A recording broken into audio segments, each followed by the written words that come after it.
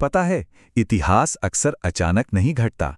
इसके पीछे कुछ खास वजहें होती हैं, कुछ रणनीतियां होती हैं और कई बार तो जमीन का एक टुकड़ा यानी भूगोल भी सब कुछ तय कर देता है।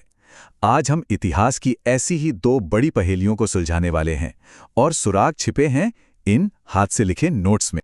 तो पहली पहेली सोचकर ही अजीब लगता है ना? एक छोटी सी ट्रेडिंग कंपनी भारत जैसे विशाल उपमहाद्वीप पर कब्जा कैसे कर सकती है? और फिर आता है दूसरा सवाल, एक ही मैदान में ऐसा क्या खास था कि हिंदुस्तान के बड़े बड़े साम्राज्यों की तकदीर का फैसला बार बार वहीं हुआ? और कमाल की बात यह है कि इन दोनों पहेलियों के जवाब इन्हीं पुराने नोट्स में छिपे हैं। तो चलिए इन्हीं की मदद से इस गुत्थी को सुलझाते हैं। तो शुरुआत करते हैं पहली पहेली से। British east India company. ये कहानी जितनी चौंकाने वाली लगती है ना, उतनी ही सोची समझी प्लानिंग का नतीजा थी।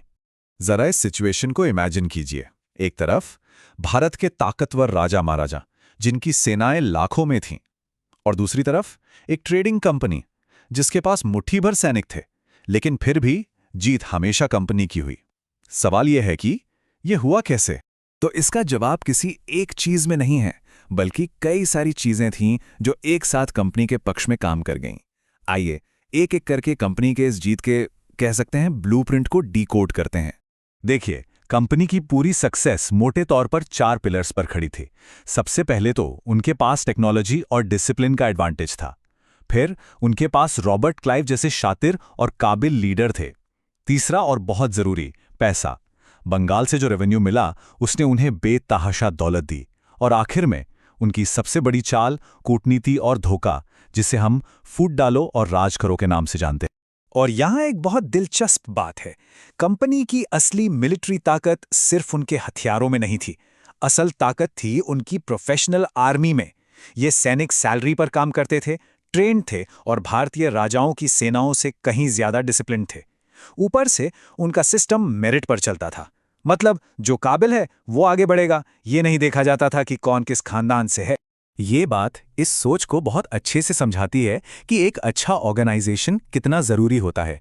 इन नोट्स में एक लाइन है जो कहती है, जीत का नतीजा लड़ाई से पहले ही तय हो जाता है, ये संगठन तय करता है। क्या बात है? मिलिट्री पावर तो थी, पर असली गेम चेंजर था पैसा। 1765 में जब इलाहाबाद की संधि हुई तो कंपनी को बंगाल से टैक्स वसूलने का अधिकार मिल गया, और बस इसी पैसे से उन्होंने अपनी सेना को और बड़ा किया और पूरे भारत में अपने पैर पसारे। कंपनी का एक और बड़ा हथियार था सब्सिडियरी अलायंस या सहायक संधि। ये इतनी शातिर चाल थी कि भारतीय राजाओं को सुरक्षा का लालच दिया जाता था, लेकिन असल में वो अपनी आज़ादी बेच रहे होते थे। और मजे की बात ये कि अपनी ही गुलामी का खर्चा भी वो खुद ही उठाते थे। तो कुल मिला के देखें तो कंपनी का सबसे बड़ा हथियार क्या था? तोपें, बंदूकें? नहीं, उनका असली हथियार था भारतीय राजाओं की आपसी दुश्मनी का फायदा उठाना। इससे एक बात तो साफ है, एक मजबूत ऑर्गेनाइजेशन और स्मार्ट डिप्लोमेसी कभी-कभी बड़ी से बड़ी मिलिट्री पावर पर भी भारी पड़ जाती है। तो ये तो हुई कंपनी की कहानी। अब चलते हैं हमारी दूसरी पहेली की तरफ। एक जगह जिसका नाम है पानीपत, एक ऐसी जगह जिसने हिंदुस्तान का इतिहास एक बार नहीं बल्कि बार बार लिखा। ये जो हाथ से बना नक्शा देख रहे हैं ना, ये इन्हीं नोट्स का हिस्सा है। ये उसी छोटी सी जगह को दिखाता है जहां पूरे नॉर्थ इंडिया की किस्मत का फैसला होता था। पर सवाल वही है, आखिर इसी जगह पर ऐसा क्या था? जरा इस जगह की हिस्ट्री देखिए। 1526 बाबर ने यहीं लड़ाई जीतकर मुगल सल्तनत की नींव डाली। फिर 1556 अकबर ने यहीं से उस सल्तनत को मजबूत किया, और फिर 1761 अहमद शाह अब्दाली ने मराठों का विजय रथ यहीं पर रोका। सोचिए, 3 बड़ी लड़ाइयां और तीनों ने हिंदुस्तान के इतिहास का रुख मोड़ दिया। तो आखिर क्या था पानीपत में? क्यों सारी लड़ाइयां यहीं होती थीं? जवाब छिपा है इसकी ज्योग्राफी और इसकी स्ट्रैटेजिक लोकेशन में। चलिए इसके ब्लूप्रिंट को भी समझते हैं।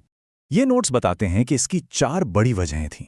पहली और सबसे बड़ी वजह इसकी लोकेशन। ये ग्रैंड ट्रंक रोड पर था, जो दिल्ली आने का मेन हाईवे था सदियों से।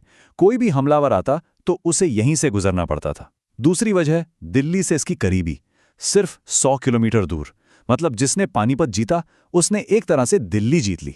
तीसरा कारण था यहाँ का मैदान, एकदम खुला, सपाट, बड़ी बड़ी सेनाओं को लड़ने के लिए परफेक्ट जगह, खासकर घुड़सवारों और तोपखानों के लिए। और चौथा इसकी इमेज बन गई थी, ये गेटवे टू इंडिया बन गया था। एक ऐसी चेक पॉइंट जहां ये तय होता था कि कौन अंदर आएगा और कौन बाहर रहेगा। इन नोट्स की एक लाइन इसे बिल्कुल साफ कर देती है। दिल्ली के तख्त का भविष्य अक्सर पानीपत के मैदानों में तय होता था। सिंपल सा रूल था, जो पानीपत जीतेगा दिल्ली पर राज करेगा। तो अब इन दोनों कहानियों को एक साथ रखकर देखते हैं। एक तरफ एक कंपनी की जीत और दूसरी तरफ एक मैदान की अहमियत।